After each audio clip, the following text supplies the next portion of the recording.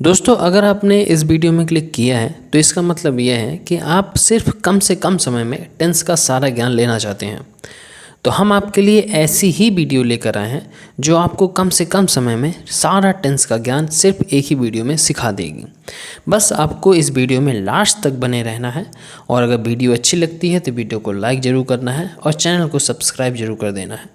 हाँ, अगर आप चाहते हैं हमारे दोस्त भी इस वीडियो को देखकर कुछ सीख पाएँ तो उनको शेयर ज़रूर करना है। तो आपका समय अधिक न लेते हुए इस वीडियो को शुरू करते हैं। तो देखिए the tense and its form, ठीक है। तो पहले तो देख लेते हैं कोई भी वाक्य जो होता है वह बिना क्रिया के अधूरा होता है। ये यहाँ पर थोड़ा सा मिस्टेक हो गया है, वर्ब है यहाँ। वर्ब के बिना कोई भी अर्थ नहीं निकलता। वर्ब के जिस रूप से समय का पता चलता है उसे हम टेंस कहते हैं, ठीक है। जो टेंस होता है वह 3 प्रकार के होता है। जो टेंस होता है कितने प्रकार के होते हैं? टेंस 3 प्रकार के होते हैं। एक प्रेजेंट टेंस होता है, दूसरा पास्ट टेंस होता है, तीसरा फ्यूचर टेंस होता है। और प्रत्येक टेंस के 4 प्रकार होते हैं: simple, continuous, perfect and perfect continuous. देखो ये जो सिंपल है ना, इसको हम इंडेफिनिट भी कहते हैं, ठीक। तो अब हम जो है प्रेजेंट टेंस का सिंपल प्रेजेंट टेंस, यानी कि अब हम सिंपल प्रेजेंट टेंस कह सकते हैं, या तो हम इसे प्रेजेंट इंडेफिनिट टेंस भी कह सकते हैं।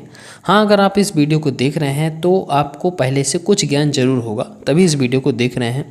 तो आपको थोड़ा बहुत ज्ञान होना चाहिए, यह वीडियो आपके लिए बहुत ही हेल्पफुल होगी, ठीक है। तो देखिए हम सिंपल प्रेजेंट, यानी कि इसका मतलब है कि प्रेजेंट इंडेफिनिट, ठीक है। तो प्रेजेंट इंडेफिनिट टेंस की जो पहचान होती है, तो जिन वाक्यों के अंत में ता है, ती है, ते है आदि शब्द लगे हों तो वहाँ पर प्रेजेंट इंडेफिनिट टेंस होता है, ठीक है। यानी कि सिंपल प्रेजेंट टेंस भी हम उसे कह सकते हैं। अब हम अफर्मेटिव सेंटेंस को देखते हैं।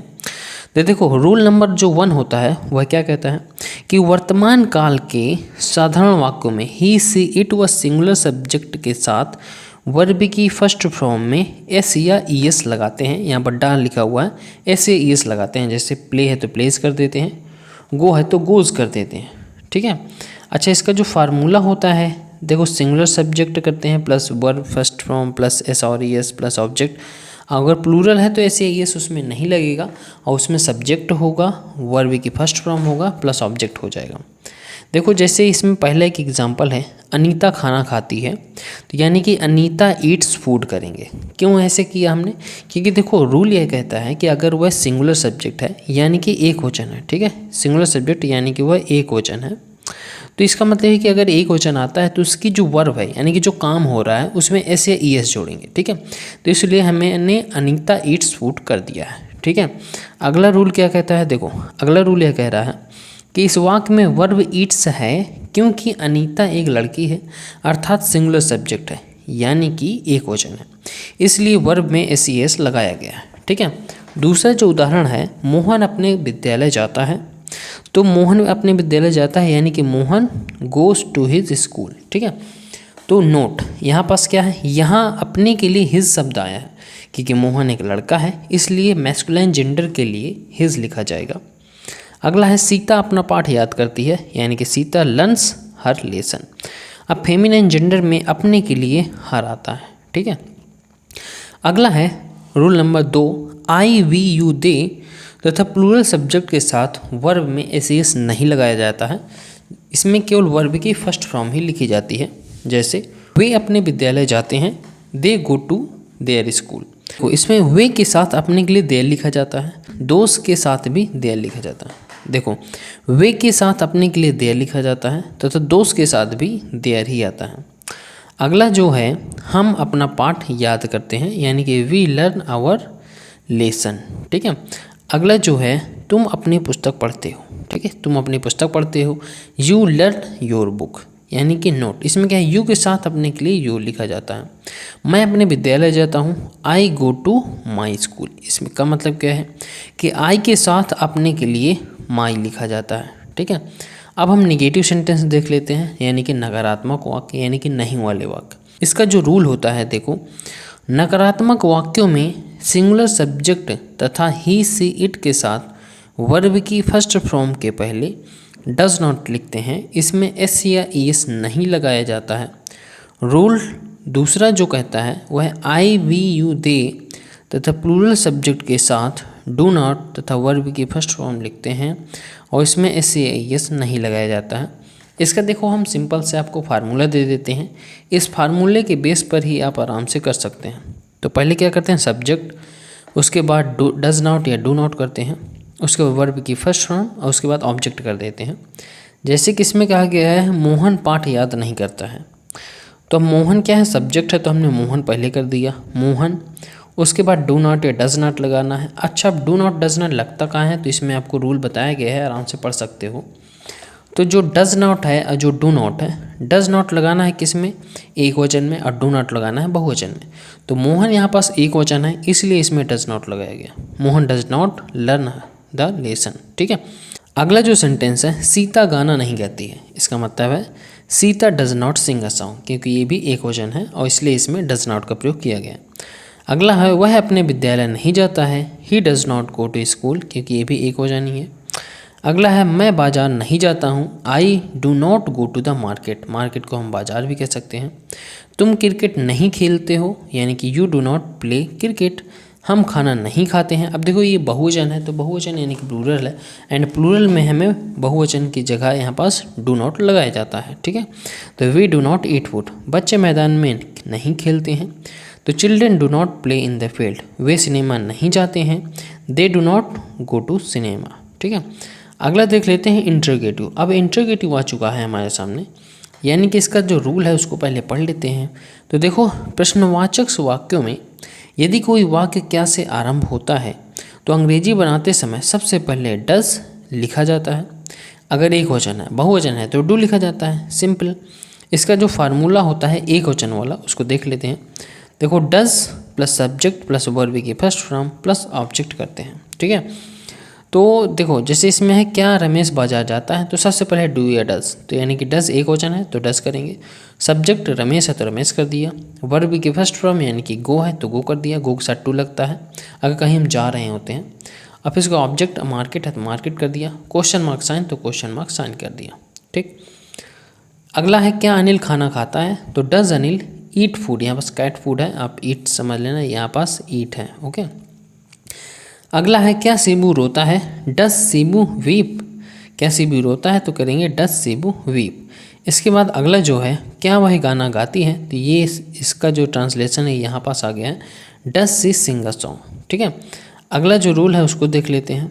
रूल नंबर 2 कह रहा है आई वी यू दे तथा प्लूरल सब्जेक्ट के साथ क्या के लिए सबसे पहले डू तथा फिर सब्जेक्ट फिर वर्ब की फर्स्ट फॉर्म लगाते हैं और इसमें ऐसे यस नहीं लगाया जाता है। फार्मूला देखो यहाँ पास लिखा हुआ है। देखो, डू या डू लिखेंगे, उसके बाद सब्जेक्ट, उसके बाद वर्ब की first form plus object and plus question mark sign कर देते हैं। ठीक है। इसमें क्या है, देखो, तुम खाना खाते हो, तो इसमें करेंगे डू यू ईट फूड। अब देखो ये बहुवचन है तो इसलिए इसमें डू किया गया, बाकी सब्जेक्ट है, वर्ब की फर्स्ट फॉर्म लगाना है, ऐसे नहीं लगाना है नहीं वाले में, उसके बाद ऑब्जेक्ट कर देना है, लास्ट में क्वेश्चन मार्क साइन लगा देना होता है। ठीक है। क्या हम विद्यालय जाते हैं, do we go to school. क्या वे क्रिकेट खेलते हैं, डू दे प्ले क्रिकेट। अगला क्वेश्चन देख लेते हैं, अगला रोल देख लेते हैं।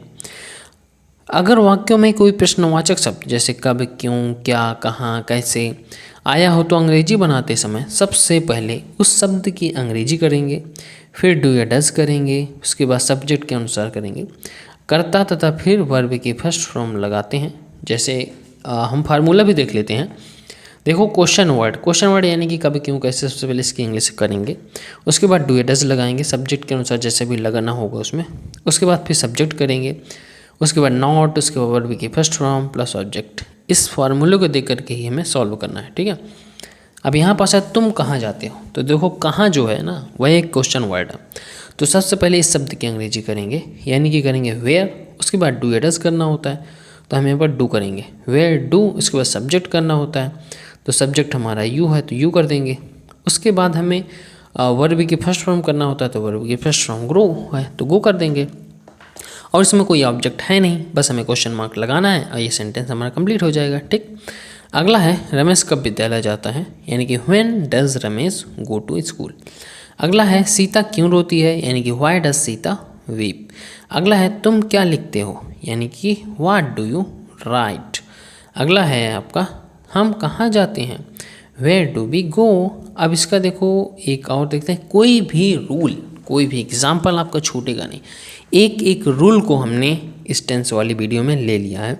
अगला है रूल नंबर 4। देखो इसमें कहा गया है कि कितना यानी कि हाउ मच, कितने हाउ मेनी तथा कौन सी विच के साथ वाक्य में आई हुई उनसे संबंधित नाउन भी लिखते हैं। इसलिए अंग्रेजी बनाते समय हाउ मच या हाउ मेनी या विच, फिर उनसे संबंधित नाउन, फिर डू या डज, फिर सब्जेक्ट तथा अंत में वर्ब की फर्स्ट फॉर्म लिखते हैं। जैसे देखो फार्मूला यहाँ पर लिखा हुआ है, हाउ मच या हाउ मेनी या विच प्लस नाउन, डू या डज, उसके बाद सब्जेक्ट, उसके बाद नॉट, उसके बाद वर्ब की first form plus object plus question mark sign. अब आप सोच रहे होंगे कि हाउ मच का प्रयोग कहाँ करना है, हाउ मेनी का प्रयोग कहाँ करना है, विच का प्रयोग कहाँ करना है। तो देखो हाउ मच का प्रयोग वहाँ होगा जिन वस्तुओं को हम गिन नहीं सकते हैं, तो वहाँ पर हाउ मच का प्रयोग होना है। और जहाँ पास हम वस्तुओं को गिन सकते हैं तो वहाँ पास हाउ मेनी का प्रयोग होगा। एंड विच का प्रयोग वहाँ होना है जहाँ पास सिंपली सेंटेंस में कौन सी आया हो या कौन सा आया हो, तो वहाँ पास विच का प्रयोग होगा। अब हम एग्जाम्पल देख लेते हैं। तो मोहन कितने आम खाता है, यानी कि देखो हम आम को गिन सकते हैं, इसलिए इसमें हाउ मेनी आया है। हाउ मेनी मैंगोज, उसके बाद नाउन तो मैंगो ही है। उसके बाद डू डज लगाना है। अब एक वचन है तो इसमें डज ही लगेगा, तो डज मोहन, फिर उसको सब्जेक्ट करना है तो मोहन कर दिया, और उसके बाद वर्ब कर देना होता है तो ईट कर दिया, और ऑब्जेक्ट इसमें कुछ है नहीं है। ठीक है, अगला एग्जाम्पल देख लेते हैं। बच्चा कितना दूध पीता है। तो देखो हाउ मच मिल्क डज, क्योंकि मिल्क को हम गिन नहीं सकते, तो how much milk does the child drink. ठीक है, अगला एग्जाम्पल देख लेते हैं। तुम कितना पानी प्रतिदिन पीते हो। अब देखो यार पानी भी हम गिन तो सकते नहीं, इसलिए इसमें होगा how much water do you drink every day. ठीक है, अब देखो नोट ऐसी वस्तुएं जिन्हें गिना जा सके, देखो यहाँ पर बताया है, उसमें हाउ मेनी। न गिने जा सकने वाली वस्तुओं में हाउ मच का प्रयोग करते हैं, विशेषकर तरल पदार्थ में। ठीक है, रमेश कौन सी पुस्तक पढ़ता है, यानी कि which book does Ramesh read. And तुम कौन सी किताब चाहते हो, which book do you want. लेते हैं, यदि सेंटेंस में कोई प्रश्नवाचक शब्द ही कर्ता का कार्य कर रहा हो तो पहले उस शब्द की अंग्रेजी फिर क्रिया लिखते हैं, और अन्य वाक्यों की तरह सहायक क्रिया डू या डज नहीं लिखा जाता है, और हु के साथ डू या डज नहीं आता है। जैसे इसका देखो फार्मूला भी है, who plus verb first form plus object कर लेते हैं, बाद क्वेश्चन मार्क साइन लगा देते हैं। एग्जाम्पल हमारा है, विद्यालय कौन जाता है। देखो हु गो टू स्कूल। तुम्हें अंग्रेजी कौन पढ़ाता है, हु टीच यू इंग्लिश।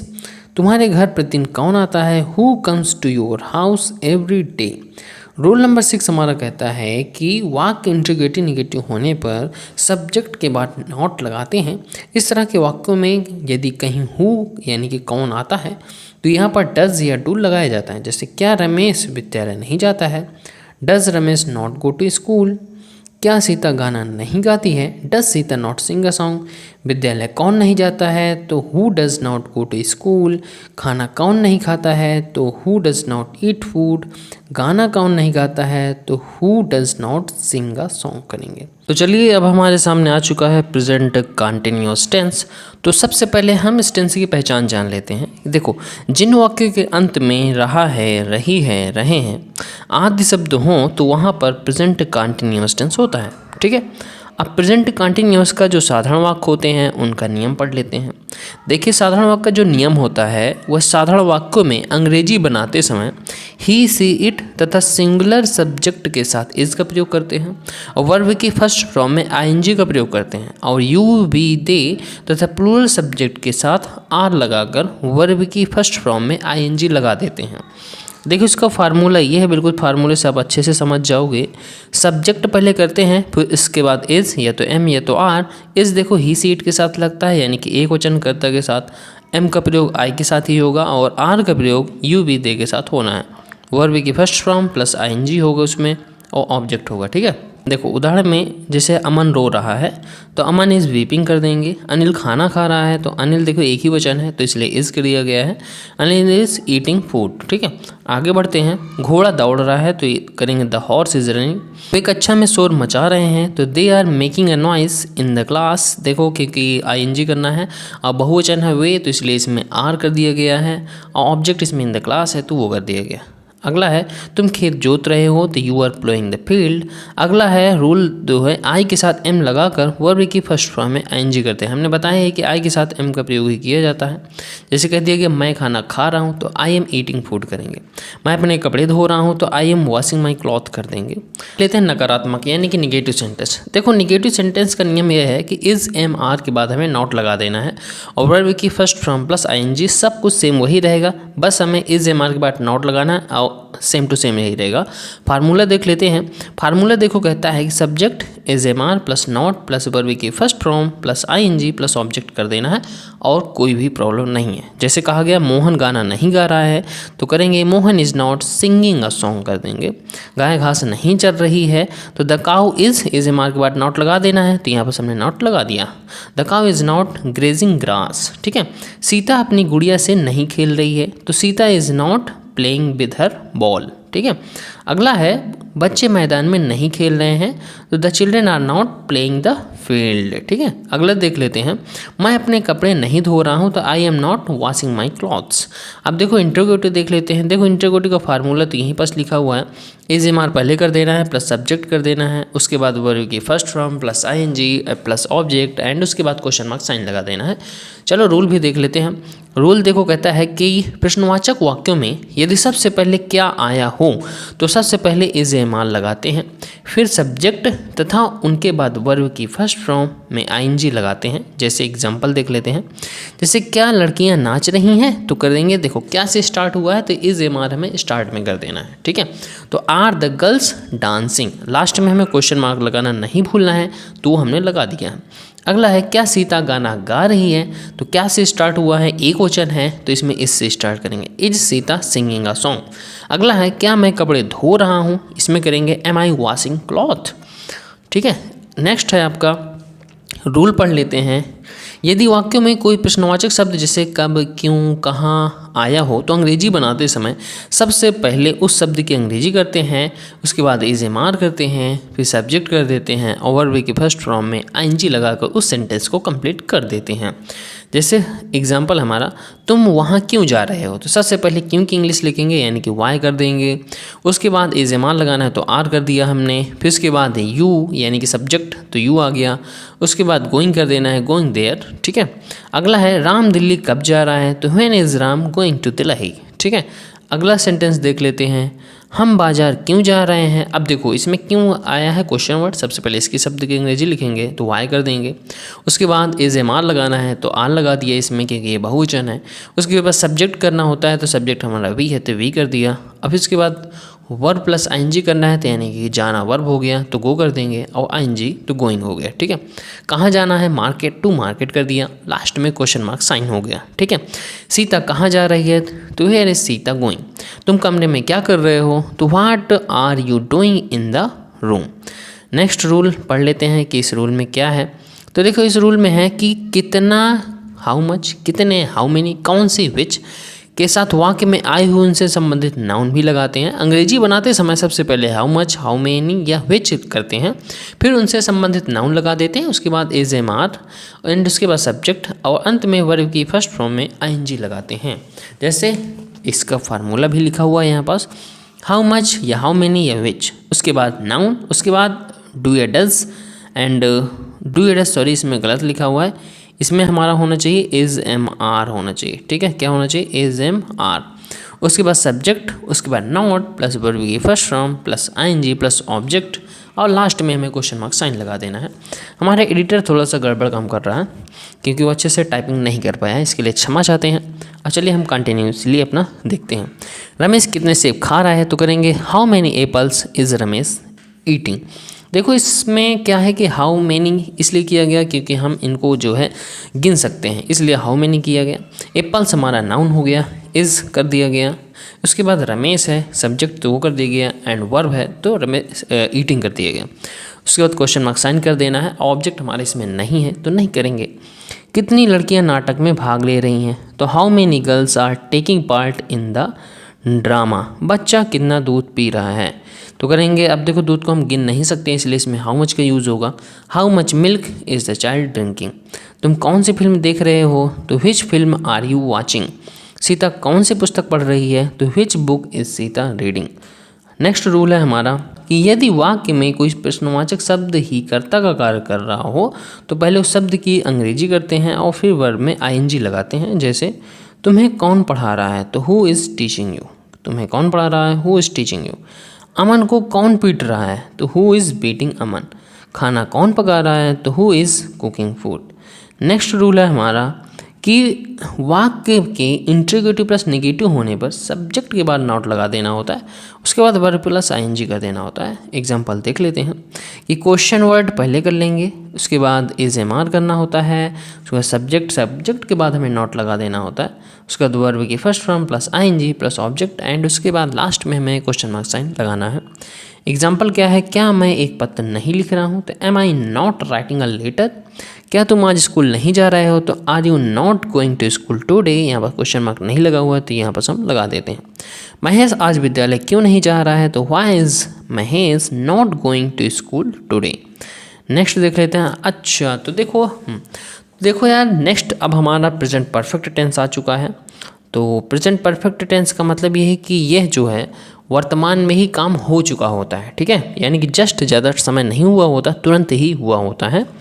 तो इसकी जो पहचान होती है, तो जिन वाक्यों के अंत में चुका है, चुकी है, चुके हैं, ई है, ऊ है आदि शब्द आए हों तो वहाँ पर प्रेजेंट परफेक्ट टेंस होता है, ठीक है। साधारण वाक्य यानी कि अफर्मेटिव सेंटेंस देख लेते हैं। देखो इस टेंस के वाक्यों में काम का वर्तमान में पूरा हो जाना पाया जाता है। आई नो दिस, ये वर्तमान में काम पूरा हो जाता है। रूल इसका क्या कहता है कि ही सी इट तथा सिंगुलर सब्जेक्ट के साथ हैव तथा वर्ब के इसमें थर्ड फॉर्म का प्रयोग किया जाता है, ठीक है। देखो इसका क्या है, सब्जेक्ट प्लस हैज़ है प्लस वर्ब की थर्ड फॉर्म प्लस ऑब्जेक्ट करते हैं। और जैसे देखो सिंगुलर सब्जेक्ट यानी कि एक वचन करता, तो देखो राम विद्यालय गया है, ये एक वचन है तो राम करेंगे। उसके बाद हैज़ करना होता है क्योंकि देखो हैव बहुवचन के साथ करते हैं तो इसलिए हैज़ कर दिया गया।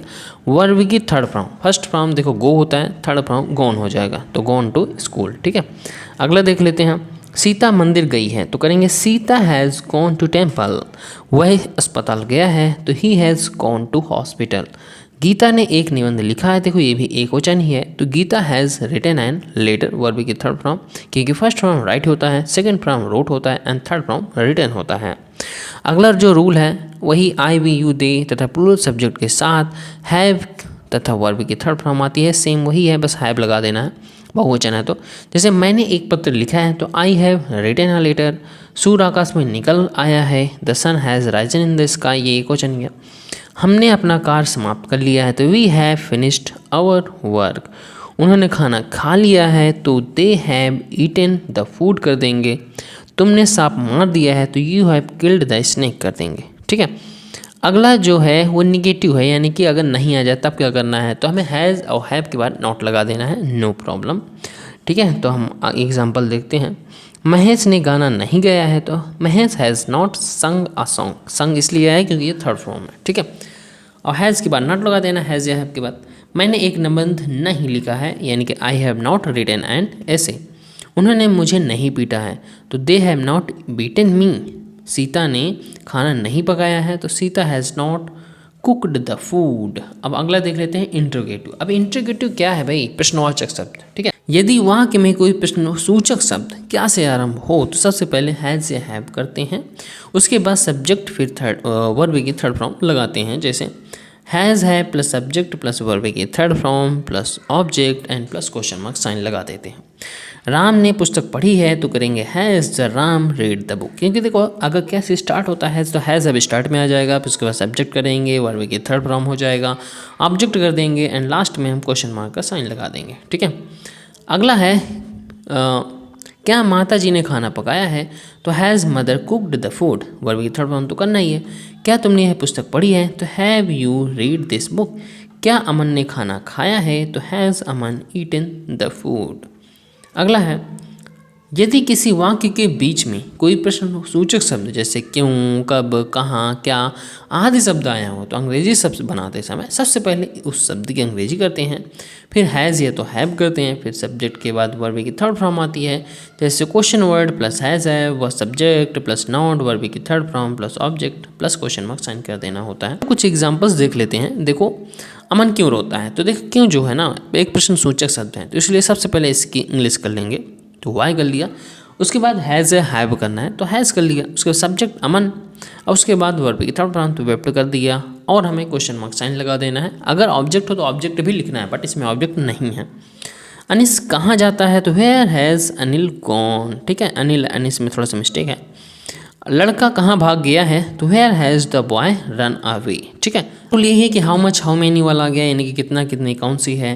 देखो रूल अब हमें पढ़ने की जरूरत नहीं है, हम समझ सकते हैं कि अब इसमें क्या आएगा। तो देखो हाउ मच या हाउ मैनी आएगा, ठीक है, फिर उसके बाद विच नाउन आ जाएगा उससे रिलेटेड, हैज़ हैव, वर्ब की थर्ड फॉर्म, ऑब्जेक्ट और सब वही चीज़ें हैं। ठीक है, क्वेश्चन साइन आ जाएगा लास्ट में। एग्जाम्पल क्या है, कितने लड़के आगरा गए थे? अब लड़के को हम ऑब्वियसली काउंट कर सकते हैं, तो हाउ मेनी ही आएगा। ठीक है, हाउ मेनी। उसके बाद हमें नाउन करना होता है, तो नाउन इसमें लड़के हैं तो हाउ मेनी बॉयज कर देंगे, हैव, उसके बाद gone to Agra, question mark sign कर देंगे, सिंपली है। तुमने कितना तेल खरीदा है? अब देखो तेल को हम ऑब्वियसली गिन तो सकते नहीं हैं, काउंटेबल है, तो हाउ मच ऑयल कर देंगे, हैव यू परचेस्ड कर देंगे। कितनी लड़कियां नाटक में भाग लिया है? तो how many girls have taken part in the drama. ठीक है, अगला है तुमने कौन सी पत्रिका खरीदी है? तो which magazine have you purchased. अगला रूल है रूल 4, यदि वाक्य में आया हुआ शब्द कौन ही कर्ता का कार्य करे तो अंग्रेजी बनाते समय उस शब्द की अंग्रेजी फिर हैज़ या हैव वर्ब की थर्ड फॉर्म करते हैं। जैसे who has have plus verb की third form plus object and plus question mark sign. जैसे आगरा कौन गया है? तो who has gone to Agra. Plate किसने तोड़ी है? Who has broken the plate. तुम्हें कौन अंग्रेजी पढ़ाता है? Who has taught you English. अगला रूल है कि वाक्य के इंट्रोगेटिव नेगेटिव होने पर सब्जेक्ट के बाद नॉट लगा देते हैं। जैसे question word plus has have plus not verb की third form plus object plus question mark sign. अब देखो जैसे क्या तुमने ये पुस्तक नहीं पढ़ी है? तो have you not read this book. क्या महेश आगरा नहीं गया है? तो has Mahesh not gone to Agra. तुमने खाना क्यों नहीं खाया है? तो why have you not eaten the food. Sita ने निबंध क्यों नहीं लिखा है? तो why has Sita not written an essay. अगला जो टेंस आ जाता है हमारा प्रेजेंट परफेक्ट कंटिन्यूअस टेंस है। इसकी जो पहचान होती है, जिन वाक्यों के अंत में रहा है, रही है, रहे हैं आदि शब्द आए हों और उसमें समय का बोध हो, तो वहाँ पर प्रेजेंट परफेक्ट कंटिन्यूअस टेंस होता है। रूल है वह है ही से इट तथा सिंगुलर सब्जेक्ट के साथ हैज़ बीन तथा वर्ब की फर्स्ट फॉर्म में आईएनजी लगाना है। निश्चित समय के लिए सिंस करना होता है और निश्चित समय के लिए फॉर लगाते हैं। इसका फार्मूला है subject plus has have plus been plus verb की first form plus ING plus object plus since for, उसके बाद टाइम, उसके बाद क्वेश्चन मार्क साइन। तो जब प्रश्नवाचक होगा तब लगाएंगे ऑब्वियसली। तो अनिल 2 घंटे से खाना पका रहा है, तो अनिल हैज़ बीन, अब देखो एक वचन है तो इसलिए इसमें हैज़ बीन किया गया है, कुकिंग फूड फॉर 2 आवर्स। ठीक है, सीता कल से पुस्तक पढ़ रही है, तो Sita has been reading the book since yesterday, क्योंकि इसमें निश्चित टाइम है, निश्चित टाइम के लिए हमें सिंस का प्रयोग करना है।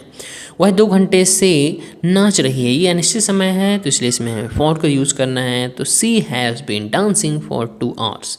वह 3 घंटे से अपनी पुस्तक पढ़ रहा है, ये भी जो है 3 घंटे कब होते हैं, कब कंप्लीट होते हैं, एग्जैक्ट टाइम नहीं है तो इसलिए इसमें फॉर का प्रयोग ही करेंगे। He has been reading his book for 3 hours. मैं कल से तुम्हारी प्रतीक्षा कर रहा हूँ, तो I have been waiting for you since yesterday. अगला जो हमारा एग्जाम्पल है, बच्चे 2 घंटे से पानी में तैर रहे हैं, तो the children have been swimming in the water for 2 hours. हम 2 बजे से, इसमें देखो 2 बजे है यानी कि इसमें एग्जैक्ट टाइम है, इसलिए इसमें सिंस का प्रयोग ही होगा। तो हम 2 बजे से रेलगाड़ी में यात्रा कर रहे हैं, तो we have been travelling in the train since 2 o'clock। इसमें है निगेटिव सेंटेंस। देखो इसका जो रूल है, नकारात्मक वाक्य में हैज़ हैव के बाद नॉट लगा देना है, बाकी सब कुछ सेम वैसे ही रहेगा। फार्मूला का हो तो हम पढ़ लेते हैं। तो सब्जेक्ट करना है, हैज़ हैव करना है, उसके बाद नॉट लगा देना है, बीन प्लस वर्ब की first form plus ING plus object plus since plus for plus time plus question mark sign. तो इसमें नहीं होने वाला ना, तो मैं क्यों बोल देता हूँ हर बार। रानी 2 दिन से खाना नहीं खा रही है, तो Rani has not been eating food for 2 days। क्योंकि देखो 2 days है, अब इसमें 3 days भी हो गए तो नो प्रॉब्लम, इसलिए इसमें फॉर का यूज़ किया हुआ है। एग्जैक्ट टाइमिंग होगी तो इसमें हमें सिंस का प्रयोग करना है। सीमा सुबह से सिलाई नहीं कर रही है, तो Seema has not been sewing since morning. बच्चे 4 बजे से मैदान में नहीं खेल रहे हैं, तो यानी कि एग्जैक्ट टाइमिंग, तो इसमें since. The children have not been playing in the ground since 4 o'clock। Okay, next है आपका इंट्रोगेटिव सेंटेंस। इसका रूल है वाक्य में सबसे पहले क्या आने पर पहले हैज़ या हैव लगाया जाता है, फिर सब्जेक्ट, फिर बीन तथा बाद में आईएनजी लगाते हैं। जैसे आपका हैज़ हैव हो गया plus subject plus not plus been plus verb की first form plus ING plus object since for plus time plus question mark sign. ठीक है, अगर क्या से स्टार्ट होता है तो हैज़ हैव स्टार्ट में कर देना है, बाकी सब्जेक्ट उसके बाद नॉट, बाकी सब सेम वही है, तो नो प्रॉब्लम। चलिए एग्जांपल करना स्टार्ट करते हैं। क्या रीता 3 घंटे से नाच रही है, तो has Rita been dancing for 3 hours. क्या तुम 2 बजे से साइकिल चला रहे हो, तो have you been riding cycle since 2 o'clock। क्या बच्चे सुबह से पढ़ रहे हैं, have the children been studying since morning. अगला है हमारा रूल, ये कह रहा है कि यदि वाक्य के बीच में कोई प्रश्नवाचक शब्द वही, कब, क्यों, कैसे, क्या ये सब आए तो सबसे पहले इस शब्द की अंग्रेजी करते हैं, उसके बाद हैज़ या हैव, उसके बाद सब्जेक्ट, अगर नहीं आया तो नॉट भी कर देंगे, उसके बाद बीन करना है, वर्ब के फर्स्ट फॉर्म प्लस आईएनजी करना है, ऑब्जेक्ट करना है, सिंस फॉर लगाना है, टाइम लगाना है, क्वेश्चन मार्क साइन लगाना है, सब कुछ सब सेम ही है। ठीक है, तो चलिए एग्जाम्पल के हेल्प से समझ लेते हैं। रमेश सुबह से क्यों रो रहा है, तो why has Ramesh been weeping since morning. Meera तो दिन से कहाँ रह रही है, तो where has Meera been living for 2 days। बच्चे सुबह से कहाँ खेल रहे हैं, तो where have the children been playing since morning. अगला जो रूल है how many, how much, which, कौन संबंधित नाउन भी आते हैं। इसका अब इतने सारे पढ़ चुके हैं तो इसलिए इसको डायरेक्ट एग्जाम्पल देखते हैं। तो देखो कितने लड़के दोपहर में मैदान में कितने लड़के दोपहर से मैदान में खेल रहे हैं, तो देखो अब लड़के तो ऑब्वियसली काउंट ही कर सकते हैं ना, तो इसमें हाउ मेनी तो आएगा। How many boys have been running in the ground since नून।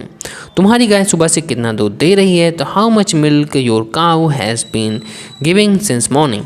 रमेश सुबह से कौन सी पुस्तक पढ़ रहा है, तो which book has Ramesh been reading since morning. Aman दोपहर से कौन सी फिल्म देख रहा है, तो which film has been watching since soon. अगला जो रूल है वह है यदि प्रश्नवाचक वाक्य में कौन ही शब्द का कार्य करता हो तो उसकी अंग्रेजी लिखते हैं, हैज़ अब लगा देते हैं, नो टेंशन। हम डायरेक्ट एग्जाम्पल में पहुंचते हैं। तुम्हारा साय से कौन इंतजार कर रहा है, तो who has been waiting for you since evening. अगला जो है सुबह से गाना कौन गा रहा है, तो who has been singing the song since morning. 2 दिन से कौन तुम्हें अंग्रेजी पढ़ा रहा है, तो who has been teaching you English for 2 days। अगला है इंट्रोगेटिव प्लस नेगेटिव, यानी कि हमें जो है हैज़ के बाद नॉट लगा देना है, यानी कि सब्जेक्ट के बाद नॉट लगा देना है। देखो क्या अनिल 2 दिन से खाना नहीं खा रहा है, तो has Anil not been eating food for 2 days। क्या अमन साइंस से अपनी किताब नहीं पढ़ रहा है, तो has Aman not been reading his book since evening. बच्चे सुबह से खेल क्यों नहीं रहे हैं, तो why have the children not been playing since morning. तो पास्ट इंडिफिनिट आ गया, तो पास्ट इंडिफिनिट यानी कि पास्ट में हमारा कार्य हो रहा होता है, यानी कि ये बीत चुका होता है। तो इसकी जो पहचान होती है, तो जिन वाक्य के अंत में ता था, ती थे, ते थे, आ या ई ऊ आदि शब्द आए हों तो पास्ट इंडिफिनिट टेंस वहाँ पर होता है। और साधारण वाक्य का डायरेक्ट रूल में पहुँचते हैं, हमें फालतू चीज़ें नहीं पढ़ना है। तो इस टेंस के सभी सब्जेक्ट के साथ सिंगुलर तथा प्लूरल सभी के साथ हमें वर्ब की सेकंड फॉर्म का प्रयोग करना है साधारण वाले में। ठीक है, सब्जेक्ट के भिन्न भिन्न नंबर के साथ वर्ब में कोई परिवर्तन नहीं होगा, इसलिए यानी कि इसका जो सब्जेक्ट प्लस वर्ब की सेकंड फॉर्म प्लस ऑब्जेक्ट करना है। जैसे है मोहन कल दिल्ली गया, Mohan went to Delhi yesterday. बच्चे ने दूध पिया, द चाइल्ड ड्रैंक मिल्क, क्योंकि सेकंड फॉर्म आता है तो इसलिए ड्रैंक है। सीता बाजार गई, तो Sita went to the market, क्योंकि यहाँ पर गो होना चाहिए बट लेकिन ये पास्ट इंडिफिनिट है तो हमें उसमें वर्ब की सेकंड फॉर्म का प्रयोग करना है, इसलिए इसमें वेंट आया। तुम विद्यालय गए, यू वेंट टू स्कूल। किसान ने खेत जोता, द फार्मर प्लोड द फील्ड। चलो ठीक है, अगला देख लेते हैं। हमने खाना खाया, वी एट द फूड। ठीक है, निगेटिव वाला देख लेते हैं। तो देखो निगेटिव वाले का हम रूल पढ़ ही लेते हैं, नहीं तो हम ऐसे ही समझा सकते थे। देखो नकारात्मक वाक्यों में प्रत्येक कर्ता सिंगुलर और प्लूरल के साथ डिड नॉट के साथ वर्ब की फर्स्ट फॉर्म आती है, यानी कि हमें सभी के साथ डिड नॉट लगाना है और वर्ब की फर्स्ट फॉर्म ही आएगी। ठीक है, अगला रूल है यदि वाक्य में कभी नहीं आया हो तो डिड नॉट का प्रयोग नहीं होता है, अपितु नेवर का प्रयोग होता है और वर्ब की सेकंड फॉर्म ही आती है। एग्जाम्पल देख लेते हैं, हम डायरेक्ट एग्जाम्पल देखते हैं। मोहन कल बाजार नहीं गया, तो Mohan did not go to market yesterday. Ram ने एक शेर नहीं देखा, तो Ram did not see a lion. बच्चे मैदान में क्रिकेट नहीं खेले, तो children did not play cricket in the field. हम घर नहीं गए, तो we did not go to home. अगला है हमने कल अपने कपड़े नहीं धोए। We did not wash our clothes yesterday. मैं वहाँ कभी नहीं गया। आई नेवर वेंट देयर। मैं कभी देर से नहीं आया। I never came to late. Number है चपरासी ने घंटी नहीं बजाई। The peon did not ring the bell. ठीक है, अब आ जाता है इंटरोगेटिव सेंटेंस। अब देखो इंटरोगेटिव में क्या है कि प्रश्नवाचक वाक्यों में यदि कोई वाक्य क्या से आरंभ हो तो अंग्रेजी बनाते समय सबसे पहले हमें डिड लिखना है, उसके बाद सिंगुलर प्लूरल सब्जेक्ट के साथ डिड, फिर सब्जेक्ट वर्ब की फर्स्ट फॉर्म लगाते हैं। चलो एग्जाम्पल की हेल्प से समझते हैं, लेकिन तो पहले आपको फार्मूला ही दिखा देते हैं। पहले डिड लगाना है, उसके बाद सब्जेक्ट वर्ब की first form plus object plus question mark sign लगा देना है। ठीक है, क्या रमेश बाजार गया था तो did Ramesh go to the market. क्या अनिल ने खाना खाया था तो डिड अनिल ईट फूड। अगला है क्या सीबू रोया था तो डिड सीबू बीप। ठीक है, अब रूल नंबर 2 कहता है कि यदि वाक्य में कोई प्रश्नवाचक शब्द जैसे कभी क्यों कहाँ क्या आया हो तो सबसे पहले इस शब्द की अंग्रेजी करते हैं, फिर उसके बाद डेट सब्जेक्ट, उसके बाद वर्ब की फर्स्ट फॉर्म आती है। जैसे फार्मूला देख लेते हैं तो question word plus did plus subject plus verb की first form plus object plus question marks है, सब कुछ वही होता है। तुम कहाँ गए थे तो वेयर डिड यू गो। ठीक है, अगला है डिड का प्रयोग सभी में इसमें करना है। ठीक है, रमेश कब विद्यालय गया था when did Ramesh go to school. Sita क्यों रोई थी तो व्हाई डिड सीता वीप। तुमने क्या पढ़ा था तो what did you read. Cebu कहाँ गया था, अब हमें क्या पता भाई कहाँ गया था, फिलहाल तो हमें ट्रांसलेशन करना है वेयर डिड सीबू गो। अगला जो रूल है वही देखो हाउ मच हाउ मेनी वाला रूल आ गया है, यानी कि इनसे संबंधित नाउन लिखते हैं, फिर उसके बाद डिड लगाएंगे, उसके बाद नाउन लगाएंगे। ठीक है, तो चलो एग्जांपल देख लेते हैं। जैसे अनिल ने कितने आम खाए हैं तो देखो ये है how many mangoes did Anil eat. क्या होता है कि हाउ मच हाउ मेनी किया, उसके बाद हमें करना होता है नाउन करना होता है, उसके बाद डू या डज जो भी इसमें डिड आना है तो डिड करेंगे, उसके बाद सब्जेक्ट, उसके बाद नहीं आया तो नॉट भी कर सकते हैं, और उसके बाद हमें वर्ब की फर्स्ट फॉर्म कर देना है, उसके बाद क्वेश्चन मार्क साइन लगा देना है। ठीक है, सीबू ने कितना दूध पिया तो इसमें करेंगे how much milk did Cebu drink. ठीक है, अगला सेंटेंस देख लेते हैं। अमन ने कितने सेब खाए तो how many apples did Aman eat. Sheela ने कौन सी कंघी खरीदी तो which comb did Sheela buy. Question mark sign लगा देना है। अगला है जो हमारा रूल नंबर 4, इसमें कहा गया है यदि वाक्य में कोई प्रश्नवाचक शब्द ही कर्ता का कार्य कर रहा हो तो पहले उस शब्द की अंग्रेजी फिर क्रिया लिखते हैं, और अन्य बाकी वाक्यों में तरह सहायक क्रिया डिड नहीं लगाई जाती है। जैसे कि खाना किसने बनाया हु कुक्ड द फूड। तुम्हारे घर कल कौन आया who came to your house yesterday. कक्षा में कौन आया who come in the class. अगला रूल है इंटरोगेटिव प्लस नेगेटिव होने पर सब्जेक्ट के बाद नॉट लगाते हैं। इस तरह के वाक्यों में यदि कौन हु आया हो तो वहाँ पर डिड लगाया जाता है। जैसे क्या अमन स्कूल नहीं गया did Aman not go to school. क्या सीता ने गाना नहीं गाया did Sita not sing a song. खेत कौन नहीं गया हु अरे तो नहीं गया तो मैं क्या करूँ who did not go to the field. अगला जो हमारा है सेंटेंस बाजार कौन नहीं गया है, सभी कोई बाजार जाता है, फिलहाल हमें टेंस बनाना है तो चलिए बनाते हैं। Who did not go to the market question mark sign कर देना है। अब हम आ जाते हैं पास्ट कंटिन्यूअस टेंस में। दोस्तों यार यहाँ तक अगर आप आ गए हो तो यानी कि वीडियो आपको अच्छी लग रही है तो यार वीडियो को हमारे शेयर जरूर कर देना एंड चैनल को सब्सक्राइब करके बेल आइकन कॉल पर जरूर सेट कर देना। तो चलें अब हम बकवास कम करते हैं, अब पढ़ते हैं पास्ट कंटिन्यूअस टेंस। देखो इसकी जो पहचान होती है तो जिन वाक्यों के अंत में रहा था रही थे रहे थे आदि शब्द आए हो तो वहाँ पास पास्ट कंटिन्यूअस टेंस होता है। फिलहाल पास्ट कंटिन्यूअस टेंस का मतलब यह है कि हमारा काम पास्ट में चल रहा है, यानी कि भूतकाल में ही चल रहा है, यानी कि बीत चुका है, वहाँ पास अभी काम चल रहा है भूतकाल में ही। ठीक है, इसका जो साधारण वाक्य होता है देख लेते हैं। देखो ही सी इट तथा सिंगुलर सब्जेक्ट के साथ वाज करते हैं और वर्ब की फर्स्ट फॉर्म प्लस आईएनजी लगाते हैं। तो इसका जो फार्मूला है subject plus was plus verb की first form plus ING plus object कर देना है। ठीक है, एग्जाम्पल देख लेते हैं। हीरामन अपने गांव को पैदल जा रहा था। Hiraman was going to his village barefoot. Radha कमरे में नाच रही थी। Radha was dancing in the room. अगला है वह रसोई घर में खाना पका रही थी तो she was cooking food in the kitchen. अगला जो रूल है यू बी दे के साथ हमें प्लूरल सब्जेक्ट के साथ वर्ब तथा वर्ब की फर्स्ट फॉर्म प्लस आईएनजी लगाना है। जैसे सब्जेक्ट प्लस वर्ब की first form plus ING plus object कर देना है। तुम अपने खेत को जा रहे थे तो you are going to your field and सुनार आभूषण बना रहे थे the goldsmith were making ornaments. हम अपने घर जा रहे थे we are going to our Holmes.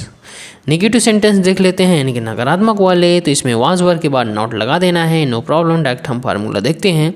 तो subject plus was were plus not plus verb की first form plus ING plus object कर देना है। अब हम एग्जाम्पल में आते हैं। हम अपने घर नहीं जा रहे थे, तो we were not going to our homes. ठीक है। अगला जो सेंटेंस है, सीता गाना नहीं गा रही थी, तो Sita was not singing a song. हम कपड़े नहीं धो रहे थे, तो we were not washing clothes. बच्चे कक्षा में शोर नहीं मचा रहे थे, तो the children were not making a noise in the class. वे रेलगाड़ी की प्रतीक्षा नहीं कर रहे हैं, तो they were not waiting for the train. अगला देख लेते हैं भाई। देखो, इंट्रीगेटिव सेंटेंस यही है कि यदि वाक्य में प्रश्नवाचक वाक्य क्या से आरंभ हो, तो सबसे पहले हमें उस शब्द की अंग्रेजी करेंगे, यानी कि वाज वर करेंगे। फिर उसके बाद सब्जेक्ट, उसके बाद वर्ब में आईएनजी लगाते हैं। एग्जाम्पल के जरिए हम समझ लेंगे। तो पहले हम देख लेते हैं इसका क्या फार्मूला देख लेते हैं। तो फार्मूला हमसे बोल रहा है कि सबसे पहले वाज वर करना है, सब्जेक्ट करना है, वर्ब की फर्स्ट फॉर्म प्लस आईएनजी करना है, प्लस ऑब्जेक्ट कर देना है, और लास्ट में क्वेश्चन मार्क साइन भी लगा देना है। जैसे कि क्या हम बाजार जा रहे थे, तो were we going to market. कितना बाजार जाएंगे सर। क्या श्यामू अपने नौकर को पीट रहा था, तो was Shyamu beating his servant. अगला देख लेते हैं। क्या बच्चे मैदान में दौड़ रहे थे, तो were the children running in the field. क्या तुम अपने विद्यार्थियों को पढ़ा रहे थे, were you teaching your students. हाँ, बिल्कुल पढ़ा ही रहे थे।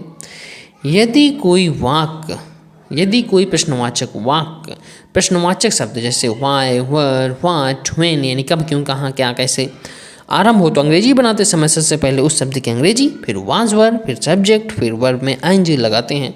जैसे पहले करेंगे क्वेश्चन वर्ड, इसका एक फार्मूला है, plus was were, subject, verb की first form plus ING plus object plus question mark sign. जैसे कह देंगे बच्चे कब खाना खा रहे थे, तो when were the children eating food. चोर कहाँ भाग रहे थे, where were the thieves running. अगला जो है, किसान क्यों रो रहे थे, तो why were the farmers weeping. Aman कहाँ जा रहा था, तो वेयर वाज अमन गोइंग। अगला रूल है हमारा रूल नंबर 3, कितना, कितने, कौन से, यानी कि how much, how many and which के साथ उनसे संबंधित नाउन भी आते हैं। और अंग्रेजी बनाते समय हाउ मच या हाउ मेनी या विच उनसे संबंधित नाउन, फिर वाज वर, फिर सब्जेक्ट तथा अंत में वर्ब में आईएनजी लगाते हैं। इसका फार्मूला देख लेते हैं। हाउ मच या how many, which, noun plus was were plus subject plus not plus verb की first form plus ING plus object लिखते हैं। जैसे कहा गया अमन कितने कपड़े धो रहा था, तो how many clothes was Aman washing. वैसे कपड़े तो काउंट कर सकते हैं। अनिल कितना पानी पी रहा था, तो how much water was Anil drinking. Sheela कौन सी पुस्तक खोज रही थी, तो which book were Sheela searching. यदि वाक्य में प्रश्नवाचक शब्द कौन ही कर्ता का कार्य कर रहा हो, तो पहले उसकी अंग्रेजी, उसके बाद वाज वर लगाते हैं, उसके बाद वर्ब में आईएनजी लगाते हैं। जैसे बच्चे को कौन पीट रहा था, तो who was beating the child. रेलगाड़ी की प्रतीक्षा कौन कर रहा था, तो who was waiting for the train. अगला रूल है, देखो इसमें क्या है कि इंट्रीगेटिव प्लस निगेटिव होने पर सब्जेक्ट के बाद नॉट लगाते हैं और वर्ब में आईएनजी लगाते हैं। जैसे क्या बच्चे कक्षा में शोर नहीं मचा रहे थे, तो were the children not making a noise in the class. तुम बाजार क्यों नहीं जा रहे थे, तो why were you not going to the market and question mark sign कर देंगे। सीता खाना क्यों नहीं पका रही थी, तो why was Sita not cooking the food, question mark sign लगा देना है। तो अब हमारे सामने आ चुका है पास्ट परफेक्ट टेंस। ठीक है, तो पास्ट परफेक्ट टेंस में क्या होता है कि इसमें वर्ब की थर्ड फॉर्म आती है और सभी के साथ हैड का प्रयोग किया जाता है, चाहे वो सिंगुलर हो चाहे वो प्लूरल हो, सभी के साथ हमें जो है हैड का प्रयोग ही करना है। ठीक है, रूल नंबर 2 कह रहा है कि जिन वाक्यों में दो कार्य भूतकाल में पाए जाएं, तो अनुवाद करते समय जो काम पहले समाप्त हो चुका हो उसको पास्ट परफेक्ट टेंस में लिखते हैं, अर्थात पहले हैड तथा वर्ब की थर्ड फॉर्म आती है, तथा जो कार्य बाद में हुआ हो उसको सिंपल पास्ट में लिखते हैं, अर्थात सबसे पहले सब्जेक्ट फिर वर्ब की सेकंड फॉर्म आती है। रूल नंबर 3 है कि वाक्यों के पश्चात बाद यानी कि आफ्टर शब्द का प्रयोग होने पर बाद में होने वाला कार्य प्रधान उपवाक्य यानी कि प्रिंसिपल क्लॉज होगा, तथा पहले होने वाला कार्य आश्रित उपवाक्य यानी कि सुबॉर्डिनेट क्लॉज में होगा। अगला जो है एग्जाम्पल के जरिए हम सब कुछ समझ जाएंगे, कोई टेंशन इस रूल्स में फंसिए बिल्कुल नहीं। रूल नंबर 4 है कि यदि वाक्य में ऑलरेडी यानी कि पहले ही प्रयोग हुआ है तो एक क्लास के होने पर हैड का प्रयोग किया जाता है। एग्जाम्पल देख लेते हैं। वर्षा होने से पहले हम घर पहुंच चुके थे। तो यानी कि देखो पहला काम क्या हुआ इसमें, हम घर पहुंच चुके थे। तो इसको क्या करेंगे, इसको हम पास्ट परफेक्ट में करेंगे यानी कि हैड वाले से करेंगे, यानी कि वी हैड रीच्ड होम। उसके बाद क्या हुआ, बारिश हुई। तो इसको हम प्रेजेंट इंडिफिनिट में करेंगे यानी कि वर्ब की सेकंड फॉर्म वाला करेंगे यानी कि पास्ट इंडिफिनिट में करना है। बिफोर इट रेन्ड करेंगे, ठीक है। अब देखो वर्षा मौसम के पहले सदैव जो है इट का प्रयोग किया जाता है। नोट, इस वाक्य में दो कार्य हुए हैं। जो काम पहले समाप्त हुआ है यानी कि घर पहुंचना, इसलिए अनुवाद करते समय सबसे पहले पास्ट परफेक्ट टेंस में लिखेंगे। बाद वर्षा हुई है, उसके बाद ही वर्षा हुई है, तो इसको हम सिंपल पास्ट में लिखेंगे, ठीक है। राम के सोने से पहले रवि घर चला गया था। तो यानी कि Ravi had gone home before Ram went to sleep, ठीक है। अगला जो है बारिश होने के बाद ये स्कूल चले गए थे, यानी कि these students went to school after it had rain. ये समाचार मैं पहले ही सुन चुका था, तो I had already heard this news, ठीक है। दिन निकलने से पहले राम चला गया था। Ram had gone home before the day broke, यानी कि दिन निकलने से पहले, यानी कि वो पहले ही चला गया था। तो इसलिए जो पहले काम हो गया होता है उससे में हैड करेंगे और उसको पास्ट इंडिफिनिट में करेंगे जो बाद में हुआ है। अगला है काम करने के बाद राम घर चला गया था, यानी कि Ram went home after he had done the work, ठीक है। यानी कि काम करने के बाद ही गया था। इसको तो ये वाला जो है ना, इसको पास्ट इंडिफिनिट में करेंगे और चला गया था पहले, तो यानी कि Ram he had done the work करेंगे, ठीक है। अब निगेटिव देख लेते हैं। देखो निगेटिव में हैड के बाद नॉट लगा देना, कोई दिक्कत नहीं इसमें। मैंने यह स्कूल पहले नहीं देखा था। I had not seen this school before. Doctor के आने से पहले मरीज मरा नहीं था। The patient had not died before the doctor केम। तुम्हारे जाने के बाद अध्यापक यहाँ नहीं आए थे। The teacher did not come here after you had gone, ठीक है। अगला है पुलिस के आने से पहले चोर नहीं भागा था। तो the thief had not run away before the police केम, ठीक है। केम ने इसमें थोड़े से मिसप्रिंट है, आप समझ लेना, क्योंकि यहाँ पे कम की स्पेलिंग गलत है। अगला है इंटरोगेटिव सेंटेंस। अब इंटरोगेटिव वही है कि वाक्य क्या से आरंभ हो तो सबसे पहले हैड लगा देते हैं, बाकी सब अफर्मेटिव तरह ही रहता है, वर्ब की थर्ड फॉर्म ही आएगा, ठीक है। क्या मेरे स्कूल पहुँचने से पहले घंटा बज चुका था? तो हैड द बेल रंग before I reached the school. क्या सूरज निकलने से अमन अमन जाग गया था? तो had Aman woken up before the sun rose. क्या रेलगाड़ी छूटने से पहले हम स्टेशन पहुंच गए थे? तो had be reached the station before the train left. अगला रूल देख लेते हैं। रूल कहता है कि यदि वाक्य में कोई प्रश्नवाचक शब्द जैसे कब, क्यों, कहाँ आया हो तो सबसे पहले उस शब्द की अंग्रेजी, उसके बाद हैड, सब्जेक्ट और वर्ब की थर्ड फॉर्म आती है। जैसे मेरे सोने से पहले तुम पत्र क्यों लिख चुके थे? तो why had you written the letter before I slept. अगला है तुम पिछले सप्ताह से मुझे क्यों बुला रहे थे? तो why had you called me since last week. Question mark sign ही कर देना है। मेरे घर जाने से पहले तुम कहाँ गए थे? तो where had you gone before I went home. चुका है हमारे सामने पास्ट परफेक्ट कंटिन्यूअस टेंस। अब इसकी जो पहचान होती है वही सिंपली जो है पास्ट में ही काम कर रहा होता है, और इसमें होता क्या है कि इसमें टाइमिंग दी होती है, ठीक है। यानी कि साधारण वाक्यों में प्रत्येक कर्ता के साथ हैड बीन का प्रयोग करना ही करना है और में आईएनजी लगाना है, क्योंकि वहाँ पर कंटिन्यूसली काम चल रहा होता है टाइम के अकॉर्डिंग, ठीक है। फार्मूला इसका होता है subject plus had been plus verb की first form plus ING since for plus time होता है। जैसे कि सीता सुबह से अपनी गुड़िया से खेल रही थी, तो Sita had been playing with her doll since morning. बच्चे कल से स्कूल जा रहे थे। The children had been going to school since yesterday. अगला जो एग्जाम्पल है, हम दोपहर से बाजार जा रहे थे। We had been going to the market since noon. रात के 9 बजे से मूसलाधार वर्षा हो रही थी। तो it had been raining cats and dogs since 9 o'clock at night, ठीक है। निगेटिव वाले में करना क्या है कि हमें हैड के बाद नॉट लगा देना है, बाकी सब सेम ही रहेगा, हमें फार्मूला पढ़ने की भी जरूरत नहीं है। आप चाहो तो स्क्रीनशॉट ले सकते हो। मैं कल से अपनी पुस्तक नहीं पढ़ रहा था। तो I have not been reading my book since yesterday. देखो सिंस का प्रयोग निश्चित समय के लिए किया जाता है और अनिश्चित समय के लिए हमें फॉर का यूज़ करना है। अगर कोई डाउट हो तो हमें कमेंट में प्लीज़ बता दीजिएगा। सीमा 2 दिन से बच्चों को नहीं पढ़ा रही थी, तो Seema had not been teaching the children for 2 days। Ravi 2 घंटे से साइकिल नहीं चला रहा था, तो Ravi had not been riding cycle for 2 hours। वे स्त्रियां 3 घंटे से कपड़े नहीं धो रही थी, तो those women had not been washing clothes for 3 hours। ठीक है, वह जुलाई से इस कॉलेज में नहीं पढ़ रही थी। अब देखो क्या है कि इसमें एग्जैक्ट टाइमिंग दी हुआ है जुलाई, इसलिए इसमें सिंस का प्रयोग होगा। She had not been studying in this college since July. ठीक है, इंटरोगेटिव में वही है कि अगर क्या से स्टार्ट हुआ हो तो हैड सबसे पहले लगा देते हैं, उसके बाद सब्जेक्ट, बीन, वर्ब की फर्स्ट फॉर्म आईएनजी वही लगाते हैं, नो प्रॉब्लम। फार्मूला देखना हो तो देख सकते हैं, इसमें देखो पहले इसमें हैड आता है, सब्जेक्ट, बीन एंड वर्ब की first form plus ING, since, for plus time plus question mark. ठीक है, तो इसका एग्जांपल देख लेते हैं। क्या मोहन कल रात से सो रहा था, तो had Mohan been sleeping since yesterday at night. उसके बाद क्या सीता 2 वर्ष से इस विद्यालय में पढ़ रही थी, तो had Sita been studying in this college for 2 years। क्या बच्चे 3 दिन से विद्यालय जा रहे थे, तो had children been going to school for 3 days।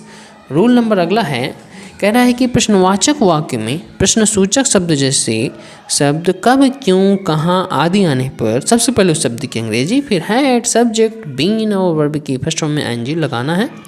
Formula कहता है कि question word plus had, subject, been, verb की फर्स्ट फॉर्म, फिर उसके बाद ING plus since plus for plus time plus question mark sign कर देते हैं। जैसे राम 2 दिन से खेल रहा था, तो कर देंगे कहाँ खेल रहा था, सॉरी मैं पढ़ने मिस्टेक हो गया। राम 2 दिन से कहाँ खेल रहा था, तो where had Ram been playing for 2 days। ठीक है, अगला जो है शिबू 1 घंटे से क्यों रो रहा था, तो why had Shibu been weeping for 1 hour। ठीक है, अगला जो रूल है वह हाउ मेनी यानी कि कितने, हाउ मच कितना, विच कौन सा या कौन सी के साथ उनसे संबंधित नाउन भी लिखा जाता है। आई had already learn this rule. Okay, तो अमन 1 घंटे से कितने आम खा रहा था की जगह में ये आ गया है, तो how many mangoes had Aman been eating for 1 hour। Sita 1 घंटे से कितना दूध पी रही थी, तो how much milk had Sita been drinking for 1 hour। क्योंकि इसमें देखो 1 घंटे 2 घंटे है तो यह निश्चित समय होता है। अनिल सुबह से कौन सी पुस्तक पढ़ रहा था, तो करेंगे which book had Anil been reading since morning. अगला जो रूल है, यदि वाक्य में प्रश्नसूचक शब्द कौन ही कर्ता का कार्य कर रहा हो तो अनुवाद करते समय सबसे पहले उस शब्द की अंग्रेजी करते हैं। जैसे अमन को 2 घंटे से कौन पीट रहा था, तो who had been beating Aman for 2 hours। तुम्हारे खेत को 2 घंटे से कौन जोत रहा था, तो यहाँ पर जीत हो गया है, आप समझ जाइएगा। Who had been ploughing your field for 2 hours। ठीक है, अगला है rule number 5, integrative plus negative होने पर सब्जेक्ट के बाद नॉट लगा देते हैं, बाकी सब वही रहता है। तो क्या सीता 2 घंटे से नहीं दौड़ रही थी, तो had Sita not been running for 2 hours। Anil 2 घंटे से खाना क्यों नहीं पका रहा था, तो why had Anil not been cooking food for 2 hours। तो दोस्तों अब हमारे सामने फ्यूचर इंडेफिनिट टेंस आ चुका है। तो फ्यूचर इंडेफिनिट टेंस की जो पहचान होती है, तो उसको पहचान को पढ़ लेते हैं। पहचान क्या होती है फ्यूचर इंडेफिनिट टेंस की, जिन वाक्यों के अंत में गा, गी, गे आदि शब्द आए हों तो वहाँ पास फ्यूचर इंडेफिनिट टेंस होता है। इस टेंस में फ्यूचर की बातें होती हैं, यानी कि आने वाले टाइम की बातें इसमें होती हैं।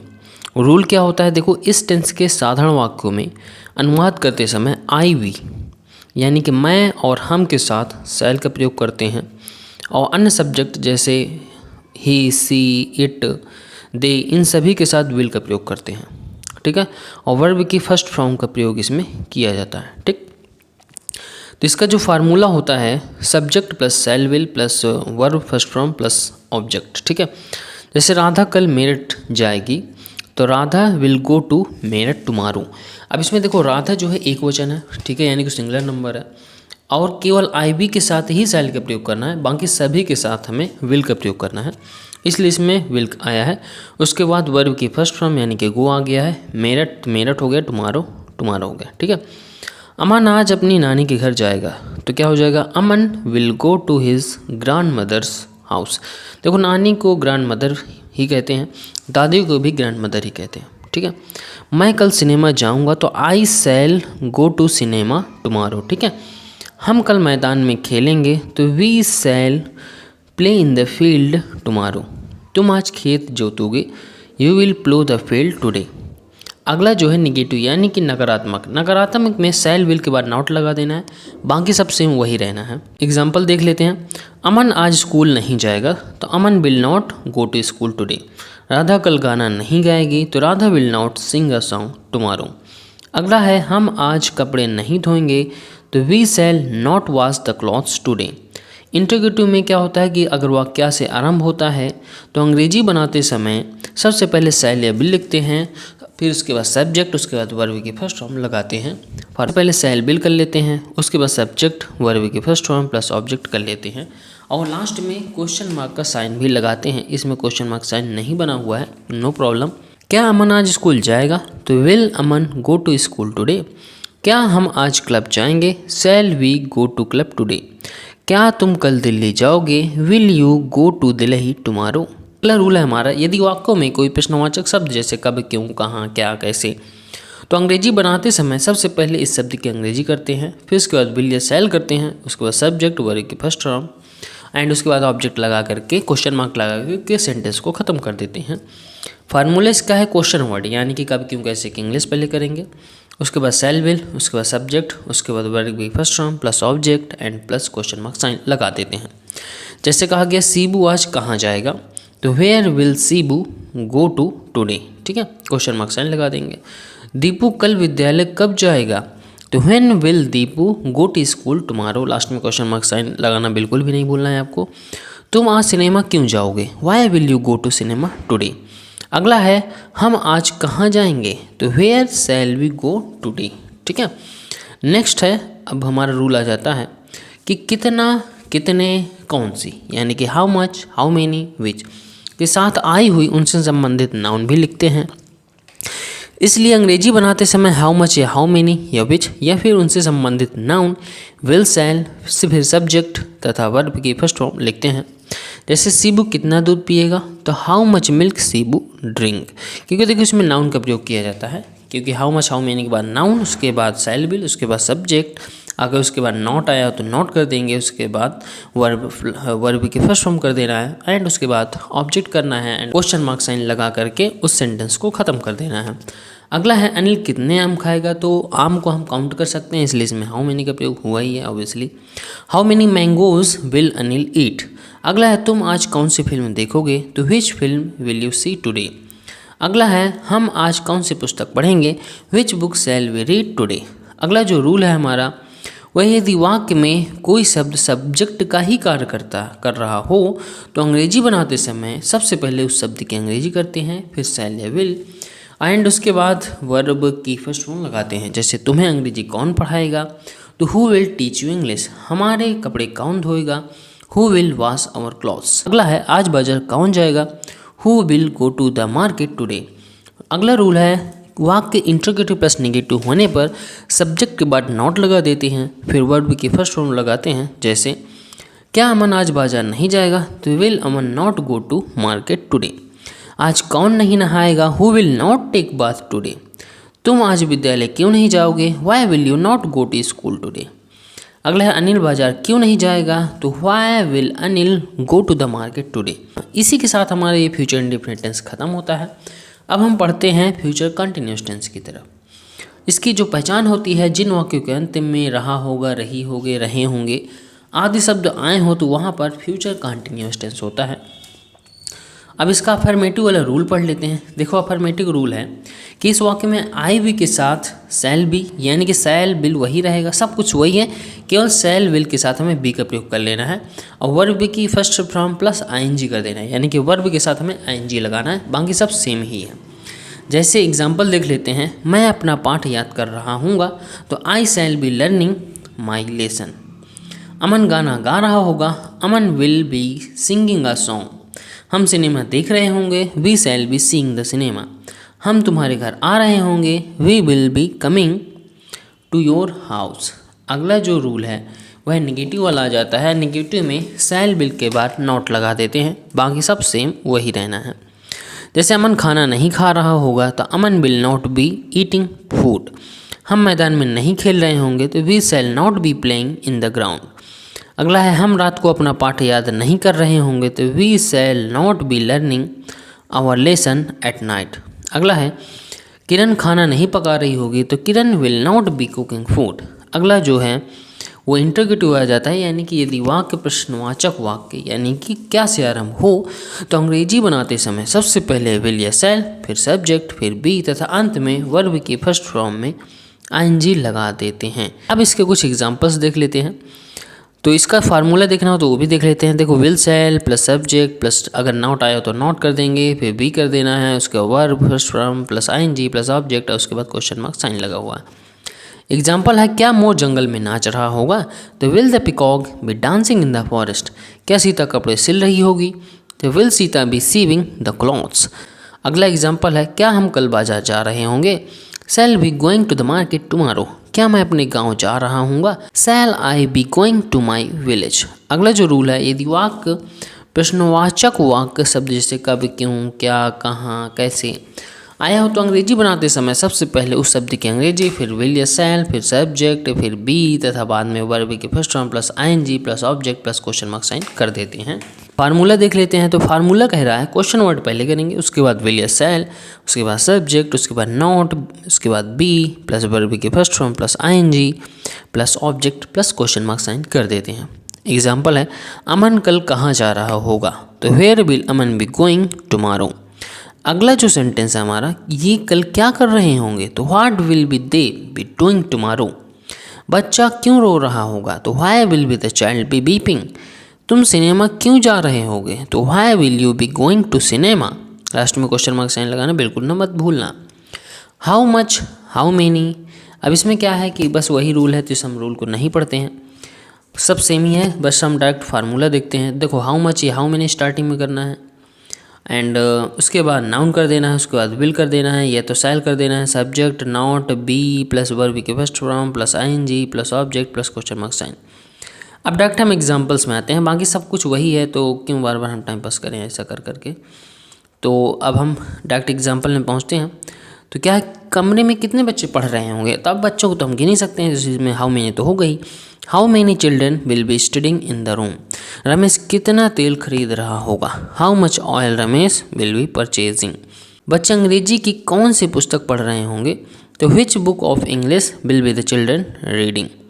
रूल अगला पढ़ लेते हैं। इसमें क्या यदि वाक्य में कोई प्रश्नवाचक शब्द ही कर्ता का कार्य कर रहा हो तो पहले उस शब्द की अंग्रेजी, उसके बाद will shell, will be and shall be and उसके बाद वर्ब में आईएनजी लगाते हैं। जैसे कल तुम्हें कौन अंग्रेजी पढ़ा रहा होगा।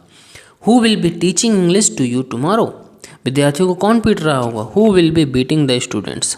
अगला देख लेते हैं मैदान में कौन खेल रहा होगा तो who will B playing in the field. वाक्य के इंट्रोगेटिव नेगेटिव होने पर बी से पहले नॉट लगाते हैं और फिर वर्ब में आईएनजी लगाते हैं। जैसे क्या मोहन कपड़े नहीं धो रहा होगा तो will Mohan not be washing clothes. अगला सेंटेंस है कि क्या अमन अपने खिलौने से नहीं खेल रहा होगा तो will Aman not be playing with his toys. वह अपनी पुस्तक क्यों नहीं पढ़ रही होगी तो why will see not be reading in her book. इसी के साथ हमारा फ्यूचर कंटिन्यूअस टेंस भी खत्म होता है। अब हम फ्यूचर परफेक्ट टेंस में पहुंच चुके हैं तो चलिए इसकी पहले पहचान देख लेते हैं। देखो पहचान इसकी यह है कि जिन वाक्यों के अंत में चुका होगा, चुके होंगे आदि शब्द आए हों तो वहाँ पर फ्यूचर परफेक्ट टेंस होता है। तो चलिए इसके रूल देख लेते हैं। देखो यदि एक ही वाक्य में दो कामों का होना पाया जाए तो पहले होने वाले कार्य के लिए विल है या शैल है, सब्जेक्ट के अनुसार करेंगे। ये तो हमें पता ही है कि विल का प्रयोग किसके साथ होना है, शैल का प्रयोग किसके साथ होना है। और वर्ब की थर्ड फॉर्म आएगी, उसके बाद दूसरे कार्य के लिए सब्जेक्ट के अनुसार प्रेजेंट सिंपल टेंस का प्रयोग यानी कि वर्ब का प्रयोग करते हैं। ठीक है, तो चलिए एग्जाम्पल देखते हैं। मोहन के आने से पहले रवि अपना पाठ याद कर चुकेगा। ठीक है, तो Ravi will have learned his lesson before Mohan comes. अब इसमें देखो क्या है कि इसमें पहले काम कौन सा खत्म हुआ, पहले जो है मोहन के आने से पहले रवि अपना पाठ याद कर चुकेगा, यानी कि पहले रवि ने अपना पाठ याद कर लिया था, उसके बाद मोहन आया तो पहला काम हुआ रवि वाला, रवि ने अपना पाठ याद कर लिया, इसलिए इसको फ्यूचर परफेक्ट में चेंज करेंगे, यानी कि Ravi will have learned his lesson before Mohan comes. इसको सिंपल प्रेजेंट टेंस में करना है, ठीक है। 7 बजने से पहले हम खाना खा चुके होंगे। अब देखो, we will shall have taken food before it is 7, ठीक है। अगला है, आपके आने से पहले मैं अपनी पुस्तक पढ़ चुका हूँगा। I shall have read my book before you come. Mukesh अपना पाठ याद कर चुके हैं। Mukesh will have learned his lesson. ये तो सिंपल ही था। अगला जो रूल है, आई बी के साथ शैल हैव लगाते हैं, बाकी अन्य सब्जेक्ट के साथ विल हैव लगाते हैं। अब एग्जाम्पल देख लेते हैं। आपके आने से पहले हम बाजार जा चुके होंगे, तो we shall have gone to the market before you come. वर्षा होने से पहले हम अपने गंदे कपड़े धो चुके होंगे। We shall have washed our dirty clothes before it rains. Negative देख लेते हैं, तो नेगेटिव में क्या करना है, विल या शैल की तुरंत बाद नॉट लगा देते हैं। एग्जाम्पल देख लेते हैं। देखो, अमन के आने से पहले अनिल पत्र नहीं लिख चुका होगा, तो यानी कि Anil will not have written the letter before Aman comes. सोने से पहले बच्चे ने दूध नहीं पिया होगा। The child will not have drunk milk before he sleep. अगला जो एग्जाम्पल है, मैं 5 बजे तक मेरठ नहीं पहुंच चुका हूँगा, तो I shall not have reached Meerut by 5 o'clock। Interrogative में क्या करते हैं कि जैसे वाक्य क्या से आरंभ हो, तो उनको अंग्रेजी में अनुवाद करने के लिए विल या शैल को वाक्य के आरंभ में लिखते हैं, यानी कि विल शैल को स्टार्टिंग में करेंगे, उसके बाद सब्जेक्ट एंड उसके बाद हैव के बाद वर्ब की थर्ड फॉर्म लगाते हैं। जैसे, क्या 7 बजने से पहले लड़के मैच खेल चुके होंगे। Will the boys have played the match before it is 7, ठीक है। और लास्ट में क्वेश्चन मार्क साइन भी कर देना है। क्या बस के आने से पहले हम टिकट नहीं ले चुके होंगे। Shall we not have taken the tickets before the bus arrives. Rule number अगला है, प्रश्नवाचक वाक्य किसी शब्द सूचक, यानी कि जैसे कभी, क्यों, कैसे, क्या, कहाँ हो, तो सबसे पहले इसकी अंग्रेजी करते हैं, उसके बाद विल या शैल, इसके बाद सब्जेक्ट, अगर उसमें नॉट आया हो तो नॉट भी कर देंगे, एंड उसके बाद हैव कर देना है, एंड उसके बाद वर्ब की थर्ड फॉर्म करना है, ठीक है। जैसे, वर्षा होने से पहले वह कहाँ जा चुका होगा, तो when will he have gone before it rains. मेरे आने से पहले अमन कब जा चुका होगा, तो when will Aman have gone before I come. अगला जो सेंटेंस है, अगला जो रूल है, हाउ मैनी, हाउ मच, बस वही है सब, तो इसलिए हम डायरेक्ट एग्जाम्पल में आते हैं। अध्यापक के आने से पहले कितने विद्यार्थी आ चुके होंगे, तो how many students will have come before the teacher comes, ठीक है। अगला है, मेरे जाने से पहले कितनी लड़कियां जा चुकी होंगी, how many girls will have gone before I go. Ravi के आने से पहले मोहन कितना दूध पी चुका होगा, तो हाउ मच मिल्क, क्योंकि इसमें देखो नाउन करना होता है, नाउन इसमें मिल्क है। How much milk Mohan will have drunk before Ravi comes. अगला है, तुम्हारे खाना खाने से पहले अनिल कौन सी पुस्तक पढ़ रहा होगा, तो which book Anil will have read before you eat. यहाँ पर है थोड़ा सा मिस्टेक है प्रिंट में।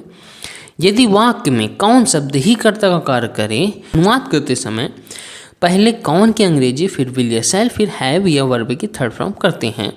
जैसे, चपरासी के जाने से पहले घंटा कौन बजा चुका होगा, तो who will have rung the bell before the peon goes. अध्यापक के आने से पहले तुम्हारे पुत्र को कौन पढ़ा चुका होगा, तो who will have taught your son before the teacher comes. अब अगला देख लेते हैं, इंट्रोगेटिव प्लस नेगेटिव, यानी कि उसके बाद क्या करते हैं, सब्जेक्ट के बाद नॉट लगा देते हैं। क्या रेलगाड़ी के आने से पहले हम टिकट नहीं ले चुके होंगे, तो shall we not have taken the tickets before the train arrives. क्या 7 बजने से पहले अध्यापक नहीं आ चुके होंगे, तो will the teacher not have come before it is 7। इसी के साथ हमारा फ्यूचर परफेक्ट टेंस भी खत्म होता है। अब हम पहुंच चुके हैं फ्यूचर परफेक्ट कंटिन्यूअस टेंस में।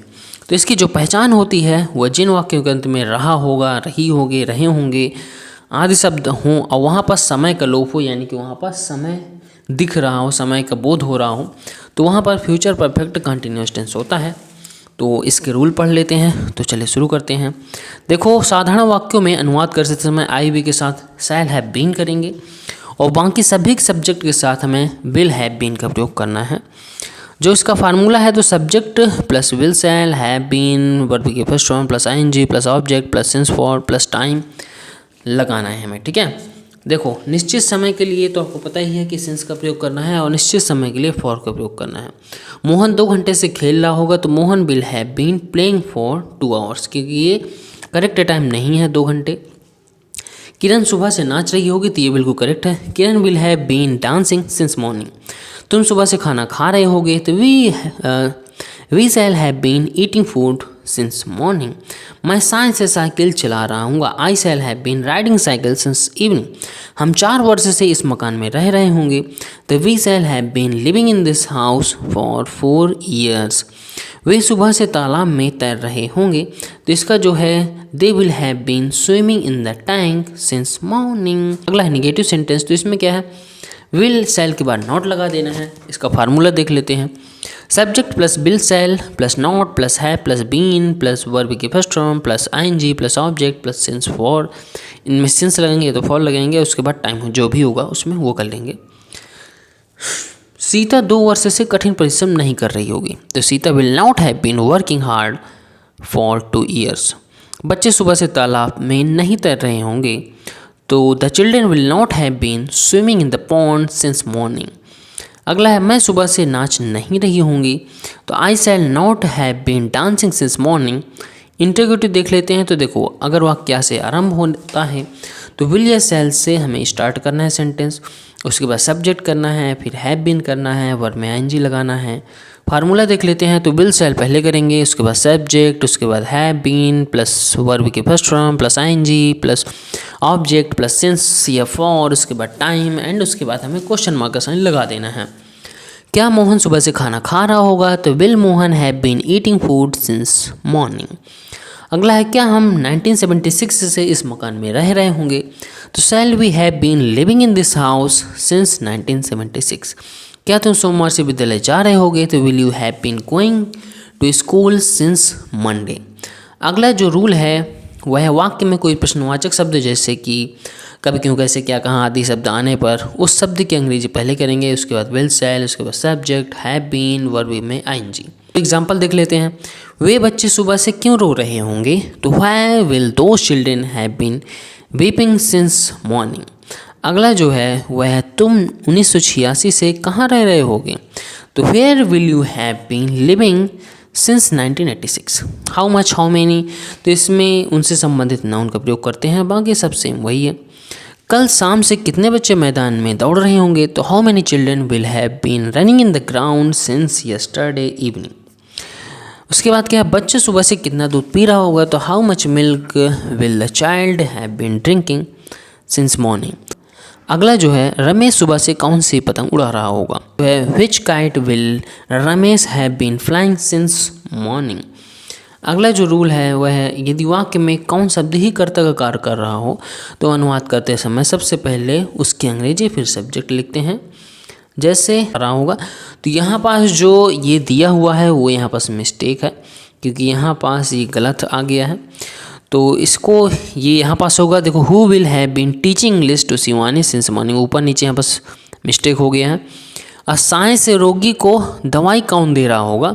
तो यहाँ पास तो ये वाला को who will have been giving the medicine to the patient since evening, यानी कि नंबर 2 का नंबर 1 में चला गया है, नंबर 1 का नंबर 2 में आ गया है। ठीक है, तो कोई प्रॉब्लम नहीं है। और वाक्य के इंट्रोगेटिव प्लस निगेटिव होने पर सब्जेक्ट से पहले नॉट लगा देते हैं। क्या तुम 2 दिन से नहीं पढ़ रहे होगे। तो will you have not been reading for 2 days। अगला है क्या हम सोमवार से विद्यालय नहीं जा रहे होंगे।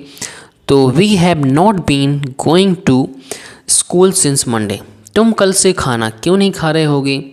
तो you will why will you not have been eating food since yesterday. तो इसी के साथ हमारे सारे के सारे टेंस ख़त्म होते हैं। अगर इसमें कुछ छूट गया हो तो वो आप हमें कमेंट में जरूर बताइएगा। और अगर वीडियो अच्छी लगी तो वीडियो को लाइक करके चैनल को सब्सक्राइब करके बेल आइकन कॉल पर जरूर सेट कर देना। मिलते हैं ऐसी ही इंटरेस्टिंग वीडियो के साथ, तब तक के लिए इस वीडियो को एंजॉय करिए।